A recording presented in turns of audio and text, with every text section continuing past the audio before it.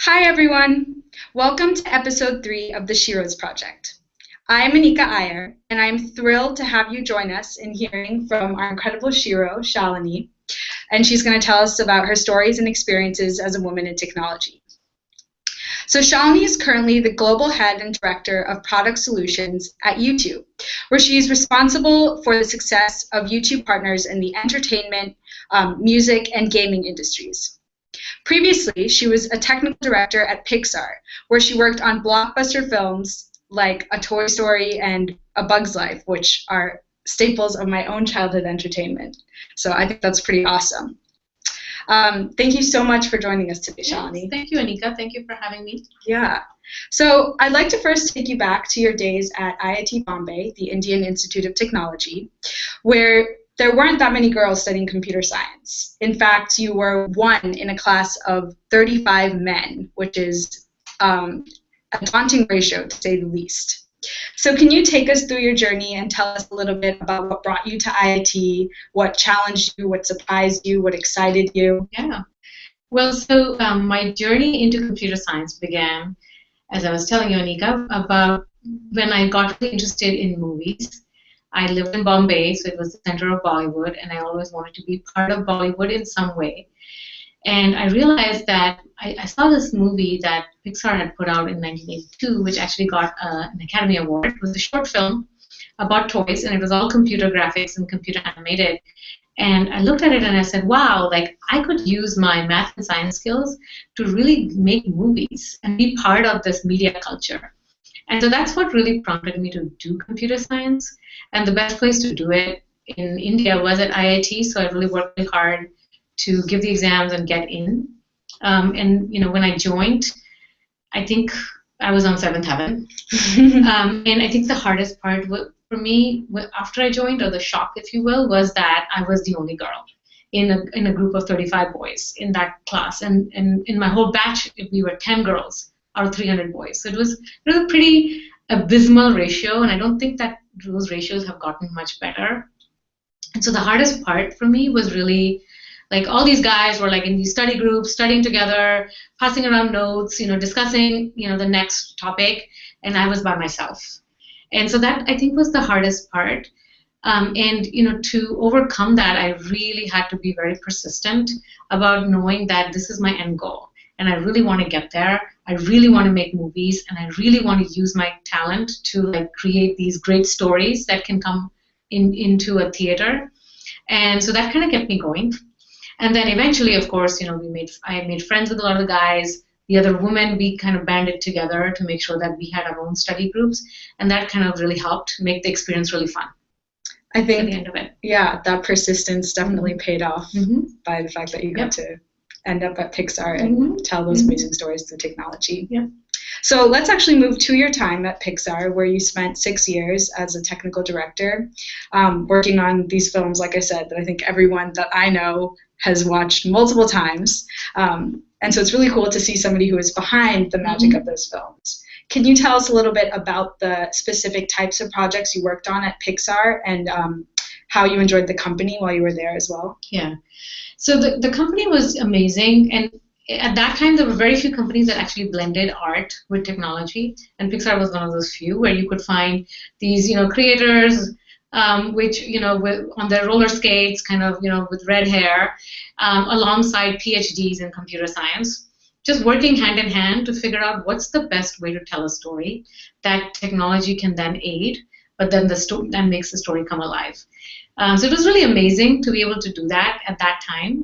Now I think that it's much more common to have these multidisciplinary companies, and even Google and YouTube is really like that. We're really like artists sitting with technology, trying to figure out what's the best way to tell stories and what's the best way to distribute them on the internet. Yeah, that's awesome. No, I think that interdisciplinary aspect is definitely spreading, especially a lot of my friends I know are studying computer science and something, and another field where they want to utilize technology.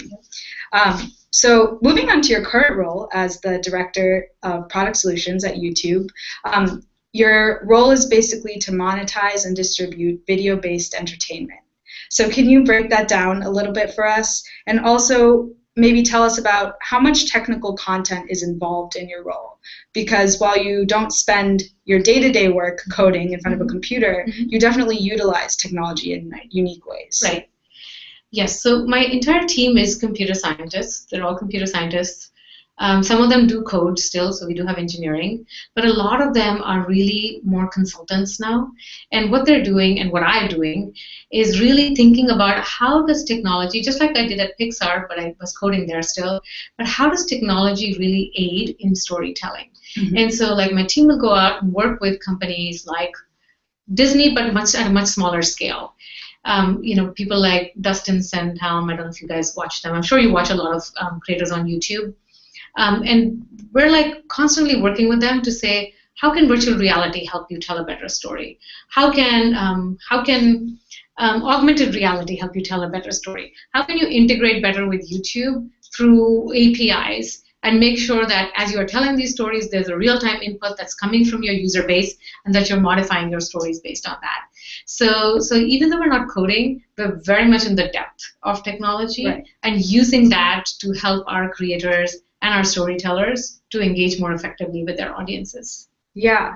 I mean, I think that technical background can just be used in so many different ways because of how technology is now integrated into our society that there's no telling what other.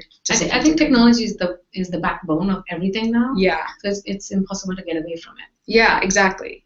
But I think that being said, a strong technical background is so rigorous in terms of the process of achieving that knowledge. So like lots of schooling and different career experiences that you've been through. And through this process, can you tell us about some mentors or role models that you might have had that have influenced those career decisions and those educational choices as well?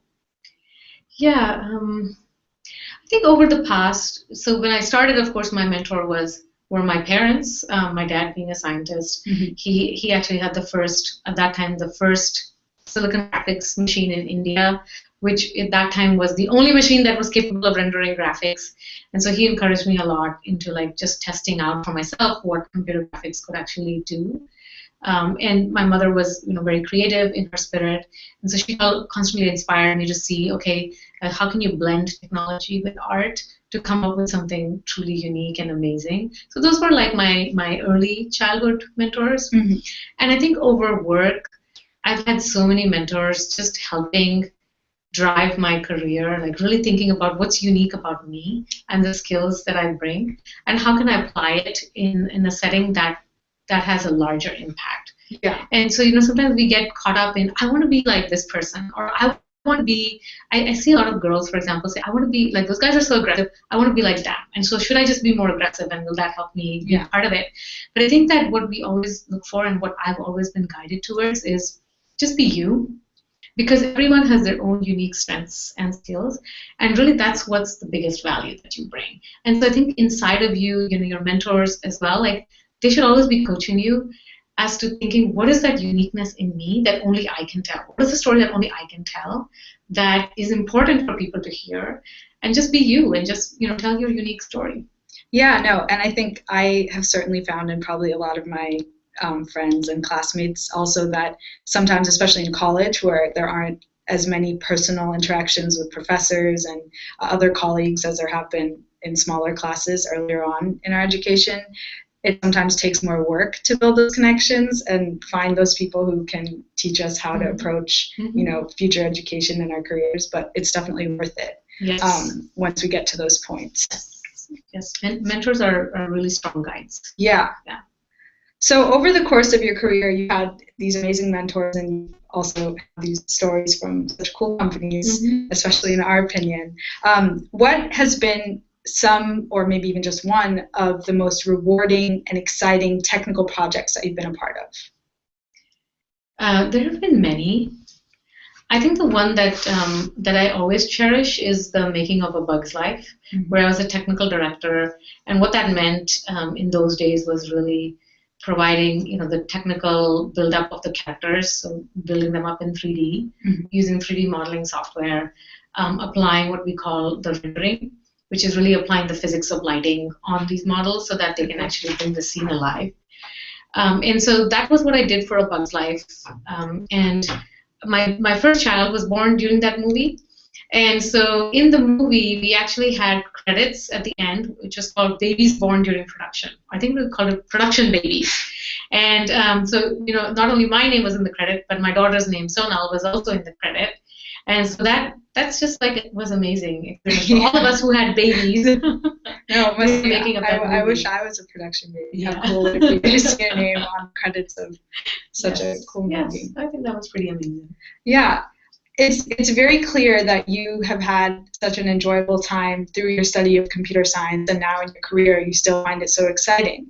And for me as a computer science student, that's really awesome to see and to hear about. But unfortunately, the perception that is very common amongst many girls is that the study of computer science and a career in computer science is extremely tough and is sometimes maybe even too tough to take that leap. That's the air that's been built around this field and around this profession. And in fact, many studies show that just the stereotype and this like preconceived notion is what intimidates girls and leads them away from this field without even any first-hand experience. So having worked with many female engineers and being a computer scientist yourself, can you tell us a little bit about your thoughts on how we can confront this stereotype and change this mindset to transform the gender divide? Yeah, I mean, I think that there's definitely a stereotype, and I think that that's what's creating this perception, because it really is a perception. Mm-hmm. And I think at YouTube, the way we think about it at YouTube being an entertainment and media company is that actually a lot of the stereotype comes from media. So if you look at like some of the popular films like the Facebook social network film, or even Silicon Valley, which is a popular TV show. Right. I mean, look at the stereotypes that come from those kind of media. That's what creates the perception. Yeah. And even a lot of parents, even like people who work at Google, I meet them and they'll say, I don't want my daughter going into computer science because I don't want her to be hanging out with those nerdy, stinky guys. I don't want her to do that. And where does that perception come from? It comes from these movies, because they see it and they feel like that's reality, right? But it's really not. I mean, there's a small section maybe that's not, but that's not that is not reality at all. And so from a YouTube perspective, we're really trying to break that stereotype. Mm-hmm. And Google-wide, we're doing that. We have a lot of new educational films that we're bringing out that's really trying to help the understanding that computer science is what you make out of it, and it's not for guys and not for girls. Like, it's for people who love it, who have a passion for it, who really want to take it and do something with it. That's what it should be.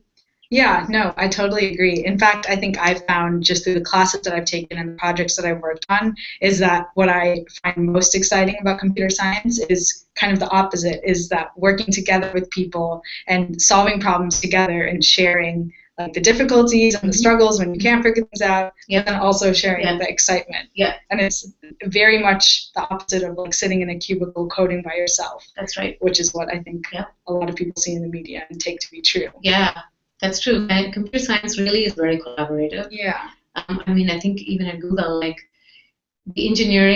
our engineering team is constantly in meetings with each other, and we're constantly brainstorming about here's a challenge that one of our creators brought to us. How do we solve it? Yeah. And then we'll like sit down for hours sometimes on end and just brainstorm about it, and then someone will code it up. But that's the fun part. And there is some amount of sitting on your desk and coding too. There is that part. But I think that exists for any field and any profession. Mm-hmm.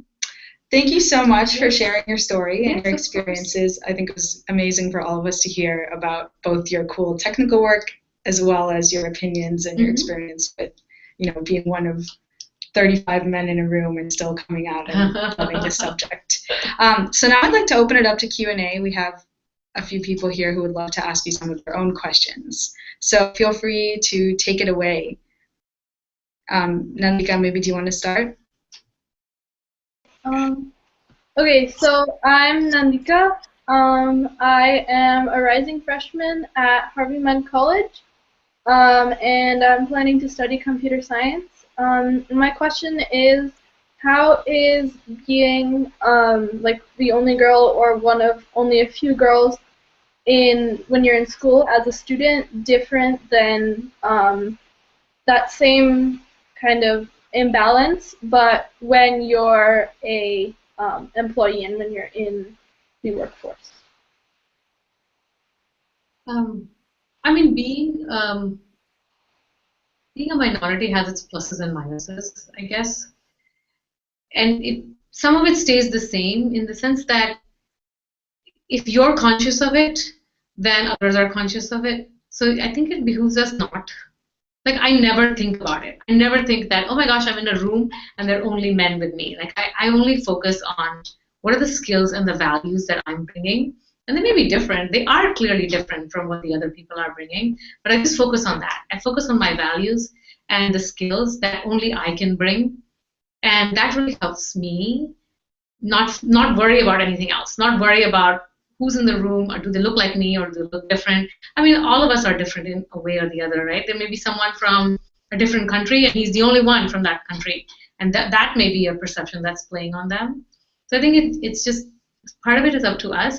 I think in school it's a little bit of a challenge because the maturity level sometimes is different. Once you're at work, most people are a lot more mature, and so they kind of handle things with that maturity.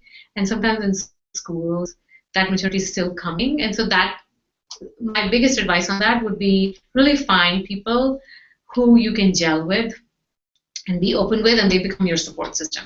And then that helps you kind of then grow that support and make it larger. But always be you. That would be my biggest advice. Is don't try to be like anyone else. Be just who you are and recognize your own strengths. Okay, thank you. Awesome. Do we have another question? Hello, my name is Sydney Jeffs, and I'll be a junior at Duke this fall. I'm currently pursuing a major in biomedical engineering, and I'll take my first official computer science course this fall.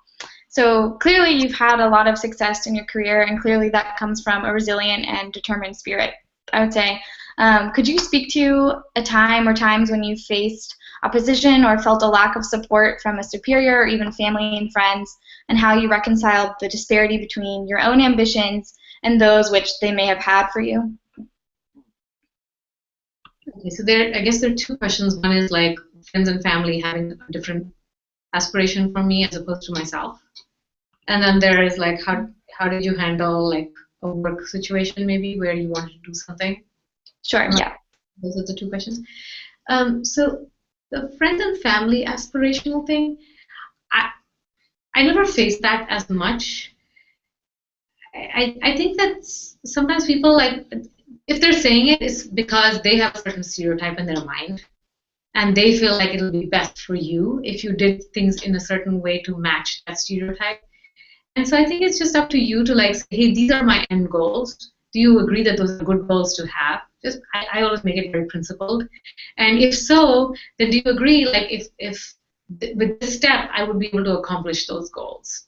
And usually those conversations can be dealt with in a principled approach, although sometimes they can get emotional. But I try to stay away from emotions with these perspectives.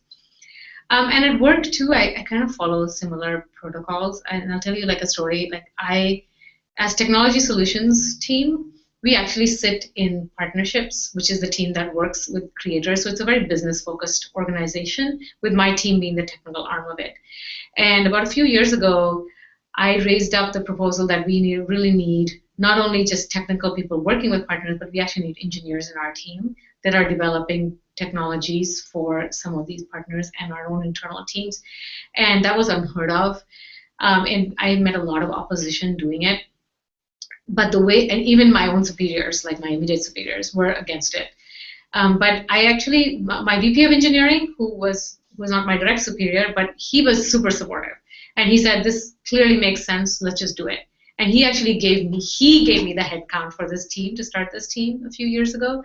And so I think, like, if you think something is a good idea, you really need to rally around your supporters and your mentors and get them to then be your voice. And, you know, I think that helps a lot, is just getting that support. And you may find it in all kinds of non-obvious ways. They may not be your immediate family. They may not be your immediate management. They may be someone coming out from an external XFN, cross-functional team. And so it's really important to make those networks and to put yourself out there and talk to people who care about similar causes that you do. Awesome. Shivani, do you want to ask your question? Yeah. Hi, I'm Shivani. I'm a rising sophomore at Duke, and I'm studying mechanical engineering and computer science. My question kind of goes into the opposite, like outside of your job. Being the head of a large team is really stressful, extremely time-consuming. How do you make sure that you continue to prioritize your work, but also keep and enjoy a balance for yourself outside of that? It's a good question, and I think the way I do it is actually my family is part of my work, and my work is part of my family, so to speak. So I try not to like create too many boundaries, but at the same time, I try like when I'm at home, I won't spend too much time on email. We put the phones away. You know, there's certain durations at which the phone is out of sight. No one's checking emails, including the kids who are always on social media, which I'm sure you guys are as well. So that's one way. The other way, like I said, is just making them part of the experience. Like anything we launch on YouTube. And you know, I'm lucky that my job, actually, whatever I work on, actually directly applies to all of you, and all of you use it. So do my kids. And so, like anything we launch, you know, I'll share it with them. I'll ask them their opinions on it. They'll give me feedback, and we actually take all that feedback back to the product teams. I actually was a product manager on Google TV, which is one of the early versions of what Chromecast has now become. And I took the first Google TV home, and you know, we set my son and I set it up, and we started watching, and it would keep crashing. Like every 10 minutes, it would crash. And my son was so frustrated. He said, "Mom, your Google TV is ruining my TV experience." But he was really instrumental, like the way he was watching. We would take that feedback back to the engineers, and that really helped us drive and make our products better. And the CEO of YouTube, she has 5 kids, believe it or not. And she will also bring these insights every day to work. She'll say, "Hey, do you know about Musical.ly?" I don't know if any of you use Musical.ly. I didn't, but she brought it to us that, hey, it's a big craze amongst 13-year-olds. And let's see what Musical.ly does that we don't. And how can we use it to make our products better? So I think like just getting the whole family rallying around some of the products and our work, I think it's helped me. I see it helps Susan, and I'm sure it would work for all of you as well as you start like thinking about having families and really making sure that you're enjoying life. Yeah, no, it's definitely a very valid question. Cozy, do you want to go ahead? Sure. Hi, I'm Cozy. I'm a rising senior at Duke, computer science major. You were mentioning that what brought you to comp sci in the first place was your love of movies and the industry, and clearly you've gotten to work with really awesome and fun companies like Pixar and YouTube, but I was just wondering, for people who don't exactly know what path they want to go on, if you have any advice for current students to identify like meaningful projects and companies that have fulfilling work, if we're just in school applying to places. Yeah, I think that the discovery process of what do you really love and what are you really good at is I think sometimes it takes time. And so just give it that time, like don't be in a big rush. Like that is what I advise my daughter to. She's a freshman. And I always tell her, like, don't experience everything. Like experience all different kinds of work, including, let's say, working in a restaurant, right? Experience it. Experience all different kinds of subjects as you're taking classes in college. And really like think, and then use those as your, I really love this, or I really hated that. And then use that to really help define for yourself, what am I good at? What do I really love? And how can I find the intersection of both? Because that is really your sweet spot. Is you want to do what you love, but you also want to be good at it. And sometimes that's the sweet spot that where you want to land up. Is doing what you love and that you're really good at, and that because that's what's going to knock the ball to the I don't know, what do you call it, sixer. It's going to really knock the ball out of the park, right? Is when you find that lethal combination. But it takes time sometimes, and give it that time. It's just open yourself to experiences and opportunities. Yeah, I like that advice. I feel like a lot of people come in like, oh, I want to do this really specific thing and be at this company. But, and then their interests change in the process when they don't realize because of that goal. So. Yeah, I see a lot of people who start with a computer science degree and then move to psych as their major and vice versa. And I think, and I came in knowing exactly what I wanted. So I don't think there's a perfect answer. Yeah. Right? It really depends on you, but I think you should give it the time. Yeah. Let it shape. And we have 2 questions that were sent in from members of our Hangout that weren't able to use the mics today. The first is from Anna, if you want to wave. So her question is that it's known that we don't have enough women in tech in the first place, but beyond that, we have even fewer women in tech in leadership. And so she wanted to ask you about some of the challenges that you faced as a female leader and then how you've overcome those challenges. Yeah. Like I said, like I never thought of myself as a female leader. Like I've always thought of myself as a leader with unique skills that only I bring to the table. And like for me, one of the big skills, and this is a personality basis, but I think a lot of women have it, is I don't like take things head on. Like I'm not a bull that's like getting into the room and saying this is exactly how you do it. Yeah. And some people it works for them. For me, like my style is a lot different, and I will go in and I actually do one-on-one with everyone in whom I need to convince on ideas or things. And so then when I get into the larger conference room, I usually have everyone on my side already, and I don't really have to fight for much. I just like state the obvious, or other people say it for me. And so that's my style as a leader that has worked for me. And so I don't think it's because I'm a woman, it's because I'm who I am. And that's the style that I found worked best, and I used it to the best of my advantages. And in fact, all my feedback that I get from all my VPs and execs here is that, wow, when Shalini comes in, it's not controversial necessarily, even though it's a controversial topic. Like it's almost like the room has already, like it's come to a magical conclusion, and it's because I've worked on it before.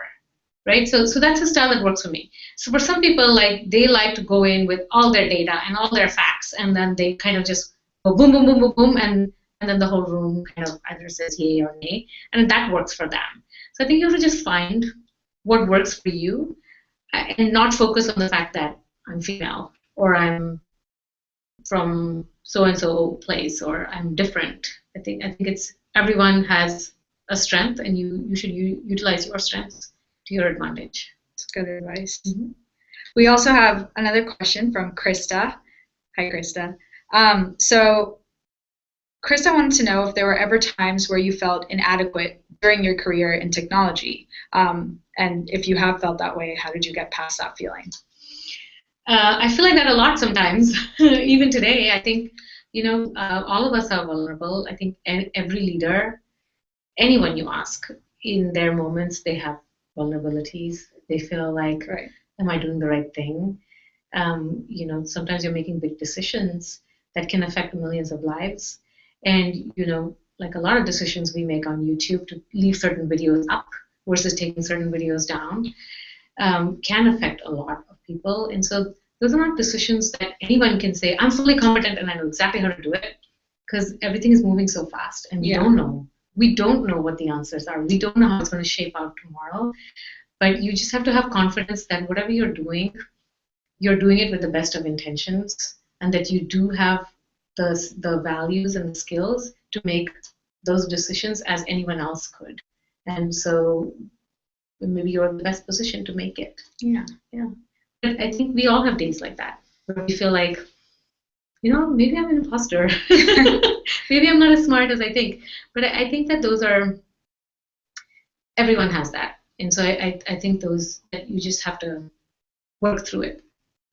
Definitely. And I think all of us can take all of the advice that we've gotten from you today and use it to be more conscientious and also more confident in how we navigate our education and careers as women who are coming into a currently male-dominated field. Hopefully that will change soon. Yeah. And I would, again, just stress, don't think too much about male versus female. Think about it as... It's right outside. Oh, thank you. Sorry about that. Think about it as strengths. Like, what are my strengths that I'm bringing to the table? And how do I make sure that those strengths are being used in ways that are impacting the world? Yeah, that's wonderful. Thank you. So I know Shalini has to get back to work, and we all probably have to get back to the work we should be doing. But thank you again so much for joining us and for inspiring all of us. And thank you all for joining. And to the viewers, thank you very much for watching today. And this is our first time doing a live hangout on the Sheroes Project, so hopefully this is something that we can continue and grow on. But thanks for bearing with us through the little interruptions. Hopefully we can get better at that in the future. So this episode of the Sheroes Project will be recorded and will be up on YouTube shortly on the channel, and it will also be up on the website by this evening. So look out for that, and please share with anyone you know that might be interested, with any young women, educators, teachers, technologists that you think would benefit from watching and hearing these wonderful Sheroes speak and share their advice. And also, if you know of someone who you would like to see on the Sheroes Project, please head to the website to the Nominate page and tell us about them so that we can feature them. Details about the next episode will be up shortly on the website and on the Facebook and Twitter pages as well. So look out for that, and thanks again. Thank you, folks. Thank you, Anika, for having me. Yeah, thank you so much.